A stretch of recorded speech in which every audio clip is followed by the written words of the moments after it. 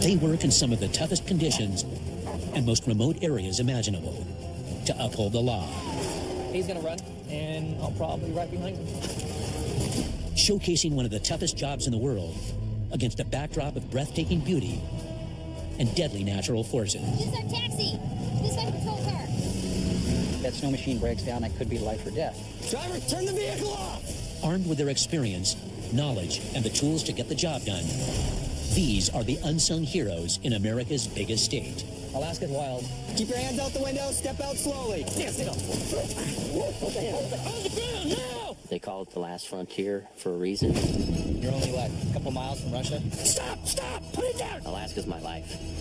It's worth protecting at all costs. These are the wildest trooper calls, Alaska style.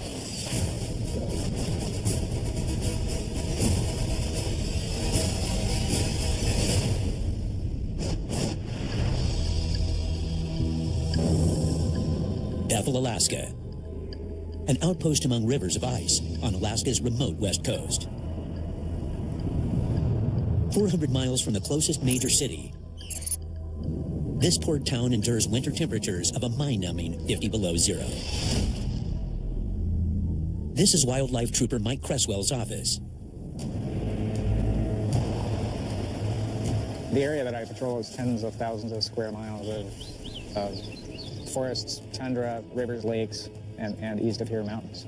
There are no roads. There's no any way to get there unless you're on an airplane or a boat. In the winter, the river is the road, literally the ice road. Out here, the elements can kill in a matter of minutes.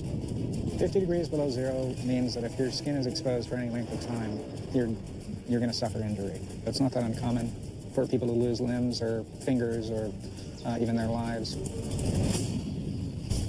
As a brown-shirted wildlife trooper, protecting Alaska's natural resources is Cresswell's main priority. But in a region where many citizens disdain the law and are armed with rifles that can easily penetrate a bulletproof vest, Cresswell must be ready for anything. You're a trooper first. Whatever it is that comes up, whether it's a bear or a fishery or a domestic violence or a suicide. When you're in the field, the expectation is that you respond to whatever situation is at hand.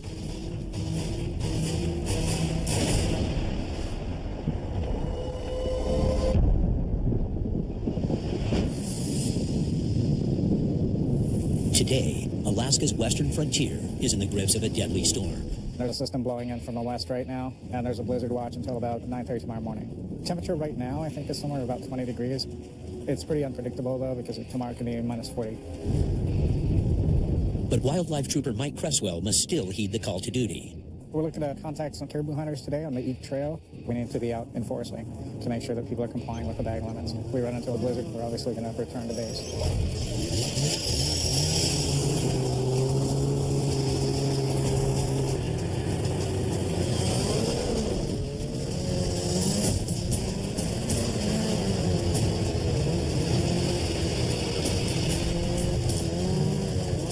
But 4 miles out of Bethel, they're redirected to an urgent and potentially deadly call.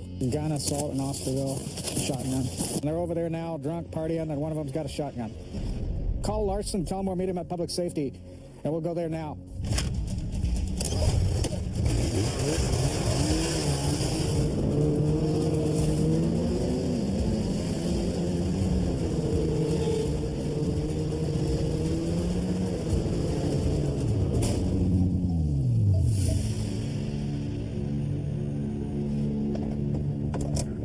Hey, we need to go to that house.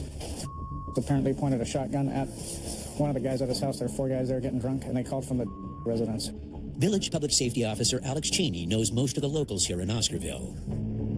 You know where that is? Yeah. You can get us there? Yeah. Okay, I appreciate it. Thank you. That lady's screaming. Yeah, I got it. What's going on? He's in there. He's going psycho. Does he have a gun? Yes, Loaded it when I ran out. Okay, right now? My mom's trying to keep him. How many other people are in? Just my mom. Yeah? And what is it, shotgun, rifle, handgun? Shotgun? Was he threatening to hurt anybody? Yes. Who? He stood over her, loading a shotgun, and that's when I ran out. Any other guns in the house? Are there any Yes. other guns? What kind? What kind? It's a black gun with a scope. Is it a pistol or a rifle? It's a rifle. It's an M16? Okay. Come on, Sarge. He said it's an M16. So I'm assuming some sort of an assault rifle. Okay, because we're way undergunned on this We're one. way undergunned. You got 2 windows. But the troopers are seriously outgunned. They're only carrying their standard issue pistols. Because we were on caribou patrol, so we don't have long guns with us. If we could get some long guns down here, it wouldn't hurt my feelings one bit. Are you sure? Ah, damn it. All right, bye. You can't break. He's on a suicide call right now. Okay, this is an emergency. We need your help. I need you to go around to all these residences, stay out of line of sight, and tell everybody to stay inside. Do not come outside. Is that the school, or what is that? That's the school. Okay, we're going to tell those guys to keep everybody inside as well, all right? And we need those kids to stay in the building. They can't come out right now. That's not a safe situation. Cresswell tries calling the crazed gunman, You know, luck. He's not responding. then tries the woman trapped inside. There's thrashing around going on. Do you hear it? Phone doesn't work. The line's dead, and the house goes scarily quiet. This is not a win situation right now. I'm just worried about that back side of that building. I know. I'm going to go this back way and work my way to that red building right there. I'll have a clear shot, and we'll be able to keep them inside. I'm not going to move until I see your eyes. Somebody's mom is still in there.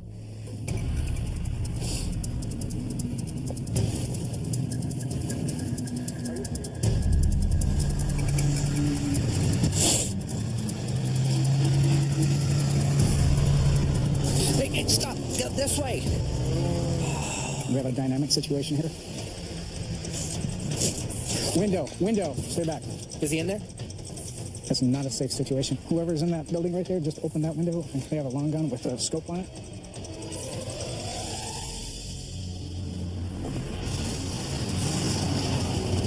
After an hour-long standoff, more gunpowder arrives. I want you to go around, and I want you to do that. He knows we're here. We're not in a good position. I'll come in here and I'll watch these windows. And then you guys enter. Just stay out of that freaking doorway. Yeah, I'll go. Here, just grab that.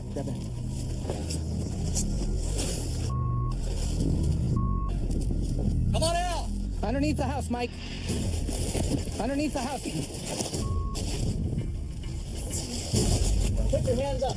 Hands so we can see them. Now! Got a gun! Get back. Right now, get back. What did that go straight towards you guys? Let go. Get everybody out of in front. Let go of the gun now. He's got it by his head. Dude! Hey! Stop! Move the gun. Keep his finger off it. Stop! Put it down! Stop! Put it down! It's not worth it! Put it down! Please, put it down. Got a hand on it. Put it down, please. Let go. He got pointed at his head. It's under his throat. Hand wrap around the trigger. Okay. Let go of the gun. Please. Let go. Let go of the gun, dude. Please, put it down! It's not worth it! Put it down! Give us that arm. Give us that arm. Come on. You got it, Todd? Got it. Now get Todd. We'll get here. Mike, you in here. That's all right. All right. He's secured. Go. You got any knives on you? Nothing else? Come on, stand up. Troopers rush to check on the woman. Come on out. How you doing? No, I'm not going out there. I'm cold. Come here. I'm cold. What? Stop. What did I do? Stop resisting. I didn't do nothing. Stay right there. House is cleared. All right. Yeah. You have anything on you? What was in that pill bottle? That's illegal. No, it isn't. Yeah, it is. Hey. Without my permission, what am I being charged with? Misconduct's weapon. You're drunk and you had a firearm. Seems like you are relax. retaliating against me. Just relax. You think I'm stupid? Working in Western Alaska is not always predictable. Today was a good example of that. We're headed out for caribou patrol, and we ended up in a neighboring village trying to coax somebody with a gun out of the house. Just because we're wildlife troopers doesn't mean that we're not trained to deal with more conventional types of crime. But out here, the key is just to be flexible and improvise. There's really no way to know what's going to happen from one minute to the next.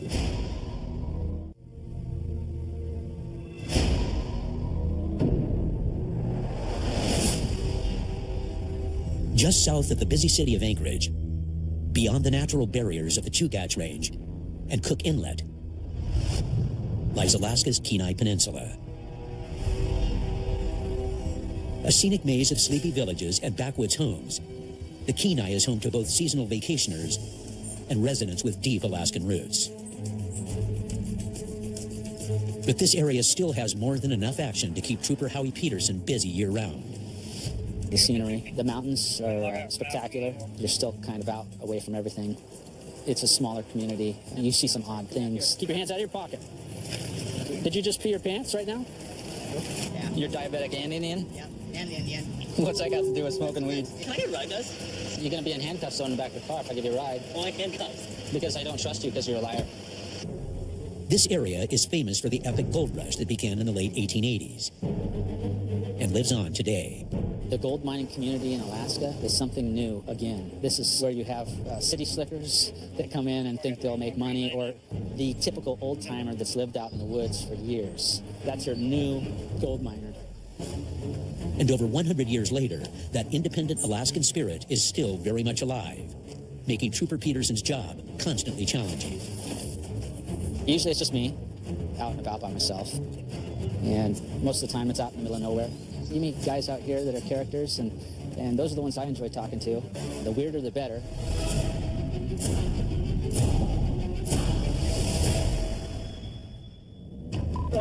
On this warm fall day, Trooper Peterson is on a routine patrol on the outskirts of the town of Hope. They made this road because of mining. This is a big mining community back here. A lot of people go back here and hike and camp and hunt. It's kind of really peaceful out here. But a mysterious 911 call soon takes him deep into gold rush country.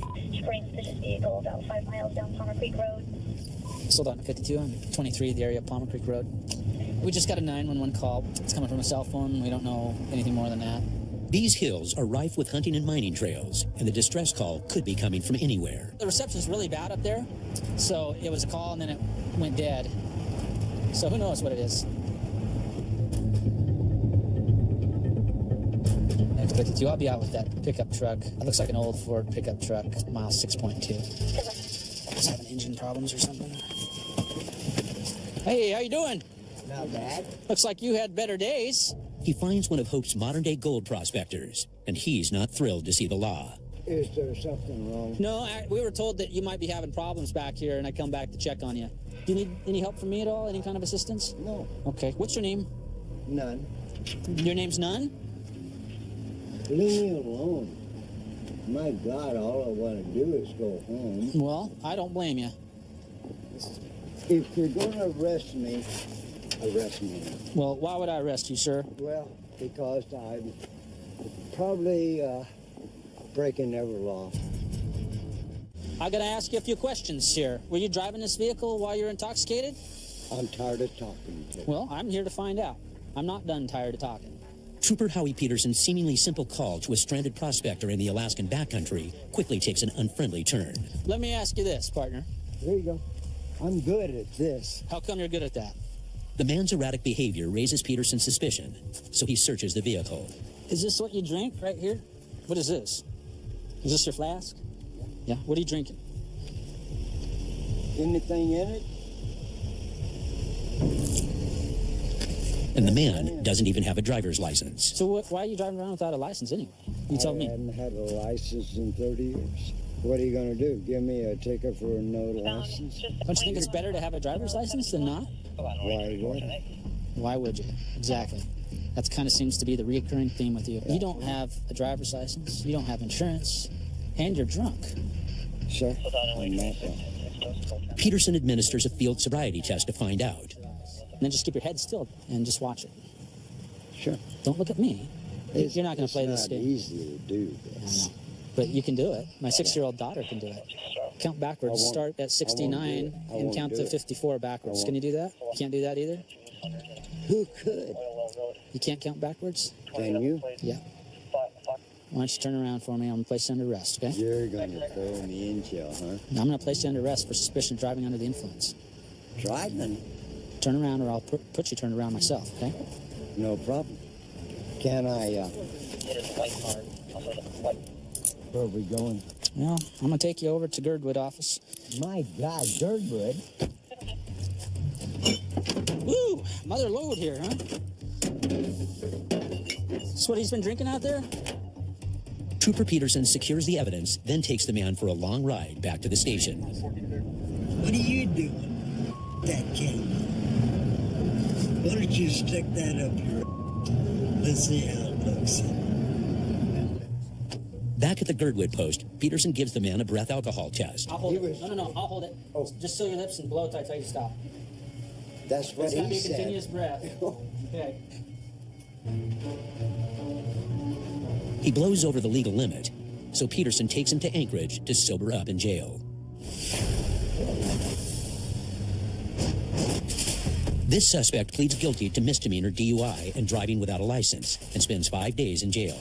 His fines of almost $2,000 are still outstanding.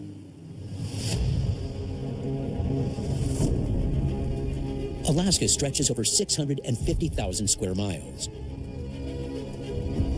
Almost all of it intractable wilderness.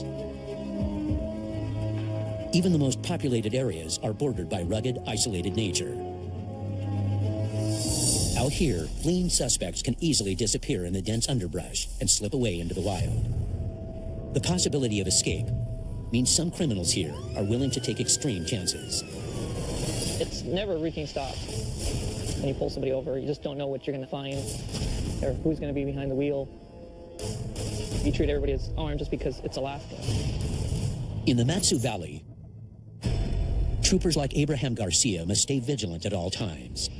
It can be a matter of life and death. After a while, when you start doing this, you start seeing the way people react when they see you, the initial look that they give you, or they start walking away from you, or they immediately, try to look the other way, try to look inconspicuous, and that automatically, it's just alerts you. And all too often, they end up in a foot chase. As soon as somebody runs, all these senses start coming in, kicking in, and you start thinking, try to figure out why he's running, trying to think ahead, trying to see, well, what did he do that he doesn't want to get stopped? What does he have on him that he doesn't want us to find? You always think before you go into a situation, because if you go into it not thinking of consequences or what might happen, or if you do need backup, then you might get yourself in trouble.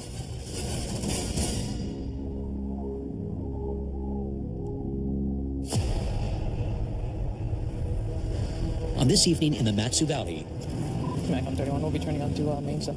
Trooper Garcia is hunting an armed and dangerous man. He's got 3 different warrants and for a total amount of $25,000. A lot of the troopers out here in the valley know who he is and have been looking for him. Last time he ran on foot, I think they had about 4 or 5 troopers with the canine after him.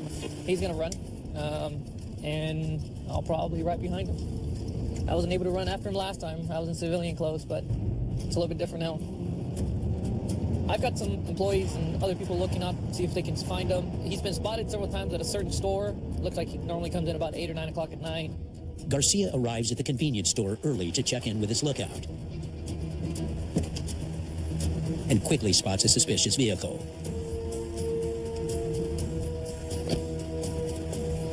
What's your name? Stay right there, man. Stay right there. Put your hands behind your back. It's the wanted man, and he's got a gun. Hey, what are you doing, man? Don't do that. Stop. What are you doing? Don't do that. Stop. Hey, what are you doing? Stop. Stop resisting. I'm not. Put your hands behind your back. I will.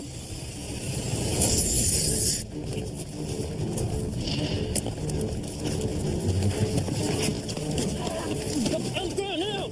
On the ground now! Let me see your hands! Get on your stomach now! Get on your stomach now! Or you will be tased! Okay.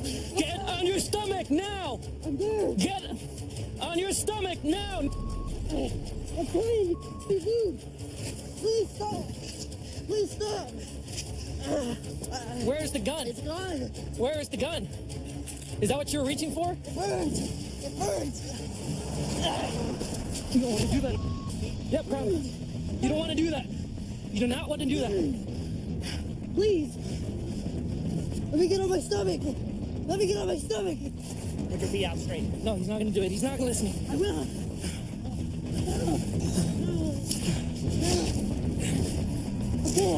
I can't breathe. Relax. Mac 31, 1068. I can't breathe. Yes, sir. I can't breathe. Give me the other hand. Please give me air. You take my head off. Water. I'll get you water. Stop. I will get you water, but you need to stop like I asked you to when I first started, right? Oh, I'm burning too, so I don't want to hear it. Just don't even know the unit. You tried to kick me. If you would have listened to me when I asked you to stop, we wouldn't be in this position. Please help me. I need your help here. I can't see with my left eye. Let's pick him up.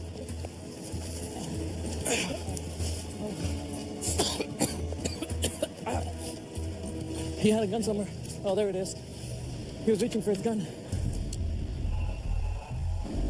Some water, please.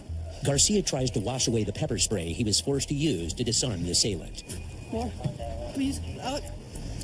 You tried to pull a gun on me, and now you want me to rinse you down? I tried to get rid of it. Yeah, right. Oh my God. Damn it. Hang up. More. Let's put him on that side, so you don't spit on me. You'll be able to breathe. You don't spit on me. I'm burning too. They're the same as you are. You know, it was painful. He had more OC on him than me. I think I got it mostly on my left eye and my mouth. But at that point, I was concentrating more on taking him down, apprehending him. During the struggle there, I felt his holster. He continued to reach in the middle. Eventually, the firearm fell off. Then he took off running where I would have able to catch up with him, especially with him.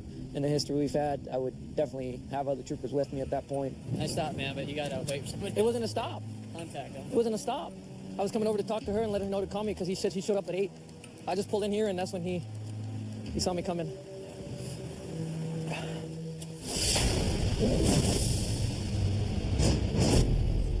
They charge the assailant with 3 counts, including resisting arrest.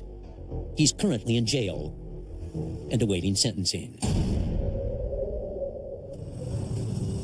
Miles west of the mainland, in the middle of the Bering Strait, lies a frozen world beyond the last frontier, the island of Little Diomede, Alaska.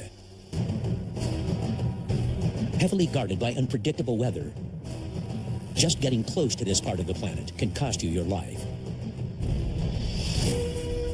Diomede is one of the most remote villages in North America. Closer to Siberia than mainland Alaska, here, polar bears straddle the line between the U.S. and Russia, which is just a 2.5-mile walk across the frozen Bering Strait. A dangerous adventure that can land you in trouble with Russian law. It's an outpost in a land of outposts, but the law must still be carried out. And here, the law is a 5'5" female trooper named Aileen Witrowski. It's just me when I go out to Diomede. Just me. Diomede has been an Ingalikmiyut fishing village for centuries, and its 107 inhabitants insist on clinging to their ancestral lands. I think the people in Diomede are really connected to their homes. A couple different times they were offered money and tried incentives to move off the island to mainland Alaska, and they declined it. That's home, and they're not moving. But Diomede is still part of Alaska, and when someone in the village breaks the law, Witrowski must bring them in. Logistics are a huge concern out here. If someone ends up getting arrested, I don't have a holding facility, so I have no place to put anybody. I usually don't arrest them unless I know that the airplane's coming. Alaska has a pretty high rate of airplane crashes, and we're in airplanes a lot. Yeah, I've been in scary situations. There's always a potential for something to go awry when you're in the village by yourself.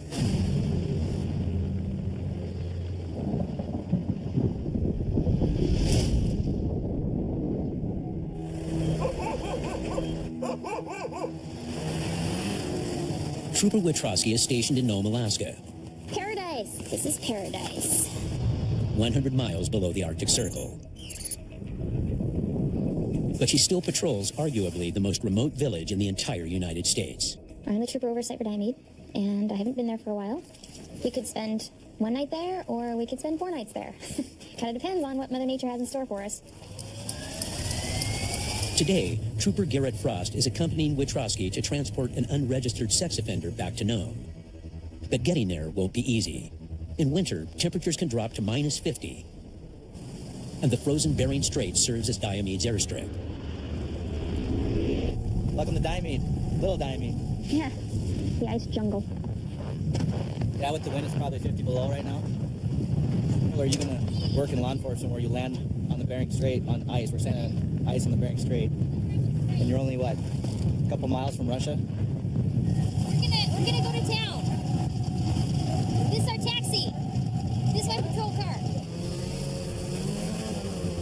With just one flight a day and no holding cell in town, troopers must arrest the unregistered sex offender quickly and get him on the plane before the weather changes for the worse.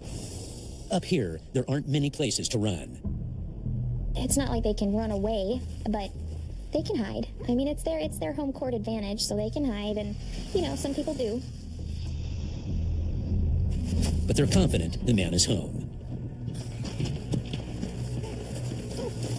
The plane waits on the frozen sea while they try bringing him into custody. Well, I got a level with your... I got a warrant for you. I got a level with your... I got a warrant for you. Trooper Frost is going to take you back to Nome today, okay? Fortunately, the sex offender doesn't put up a fight. We gotta get him back to the sled. We're gonna put him on the back of the snow machine here. The plane is waiting for us to take off. Trooper Frost takes the suspect back to the airstrip to make the 60-minute flight back to Nome, and Trooper Witrowski stays behind. If I'm lucky enough to know ahead of time that I need to bring somebody else with me, then I will. Most of the time, I just respond out here by myself. It's in a unique position because I don't have a holding cell. I really don't have anything out here. Since she's only out here once a month, Witrowski takes time to check in on the rest of the village. Did you miss me? Yep. Well, I'm here to keep an eye on you. Take it easy. Hello, how's it going? Diomede is home to 107 mostly Inga-Likmuyut Eskimos, whose native tongue was once spoken in Russia. Just 2.5 miles away across the frozen Bering Strait. There's the international date line, so they get a little upset if people go across there.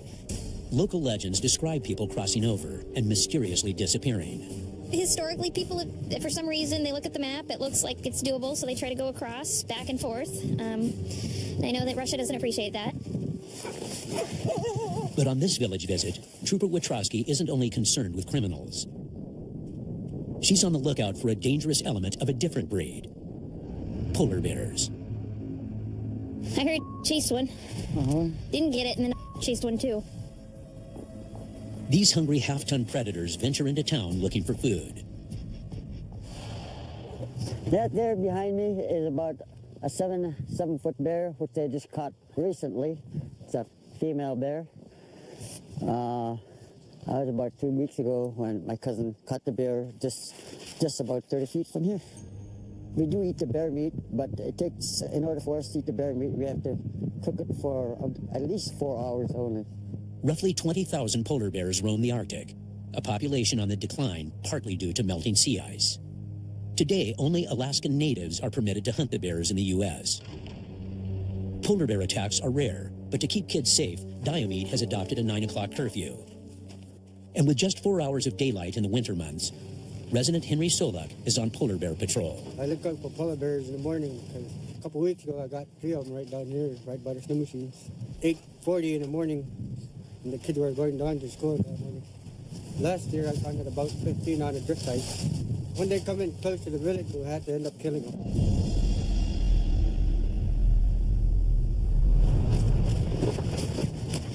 After a 24-hour visit, Trooper Witrowski heads back to Nome. Yeah, it's always good to go home.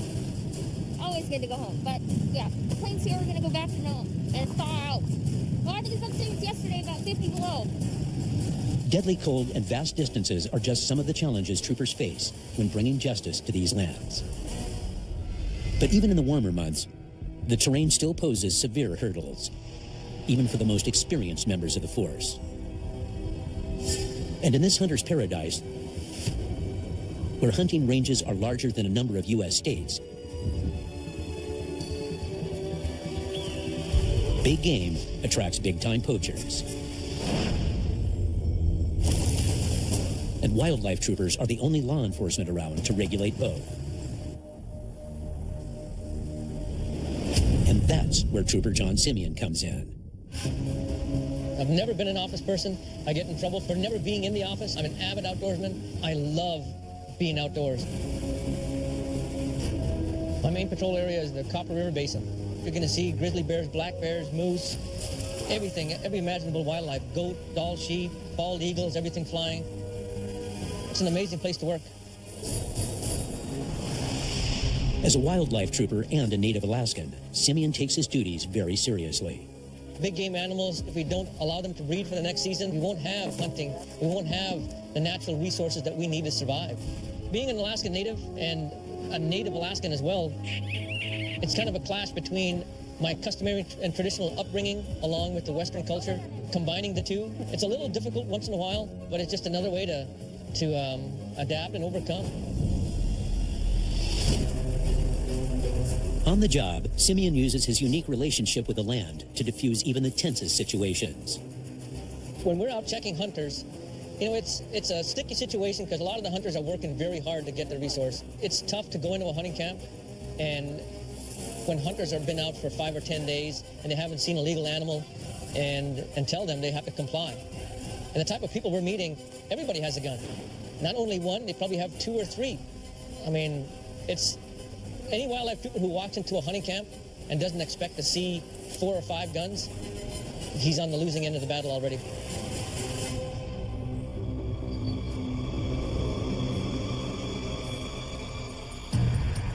Today, Trooper Simeon's patrolling the fall moose hunt, just south of the Denali Wilderness. Good moose hunting country, some great caribou hunting country, plus some of the best trail riding you can do on an ATV.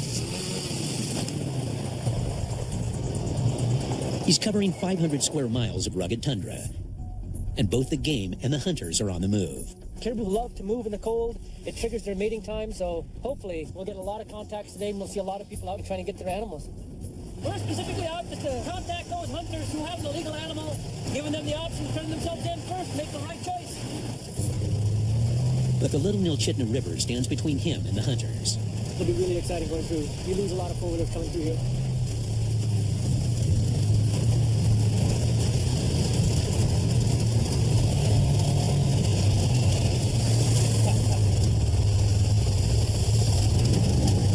See how deep it is.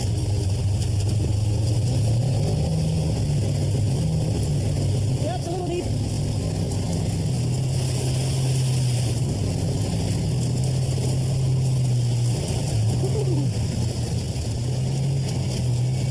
It's not long before Simeon spots his first game animal, albeit a small one.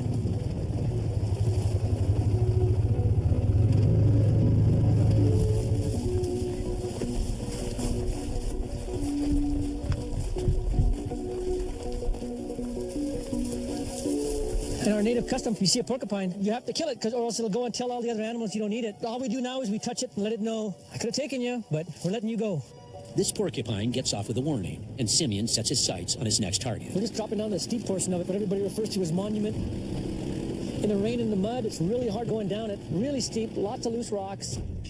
And the fog makes this ride even more dangerous. You drive up into the fog, there's drop-offs on one side. If you're not familiar with the country, you go for a long ride with a very abrupt stop in the bottom.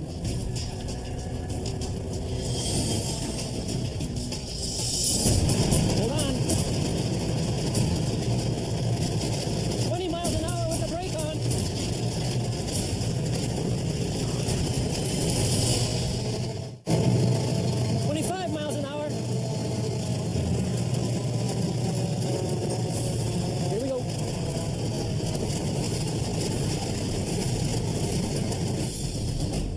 Safely at the bottom, wildlife trooper John Simeon contacts his first group of hunters. Okay, let's take a look at the meat. That's easier said than done. So, all the meat is where, you said? Where's the hind legs? That one? One leg over there. One leg over there? Okay, one leg, 2 leg. Where's the front legs?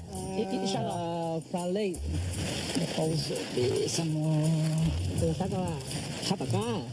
Now we need one more front leg. Yeah,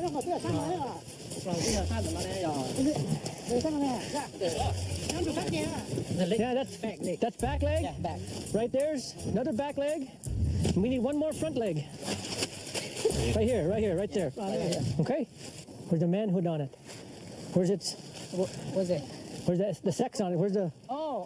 Which one? Right there. Yeah, there. Did you eat this one? Oh, yeah. Yeah, cut it open. And barbecue. Yeah. Something like that. Yeah. Very good. Yeah. Where are you from? I'm from Laos. Laos? Yeah, I'm Hmong people. Hmong? Yeah. So what do you call moose then? Moose. Just moose? Just moose. And there we call Malu. Malu? Malu. See, I'm Alaskan native. I'm from Alaska. We call moose Dunduvak. Oh, hard to say. Yeah. No, your language is hard to say. Mine's easy. Your language hard to say. My language easy. No? Congratulations, good animal. My language say thank you, ocho. Ocho? Ocho. Mine is Hoyana. Oh, what?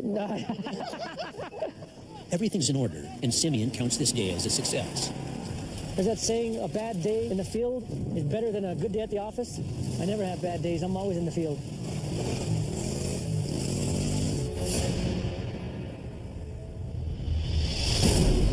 Every day, throughout the wild expanses of the 49th state, where nature is top dog, and any call could lead to a shootout, the Alaska State Troopers must use their cunning and skill to bring extreme justice in an extreme land. They are the first response on the last frontier.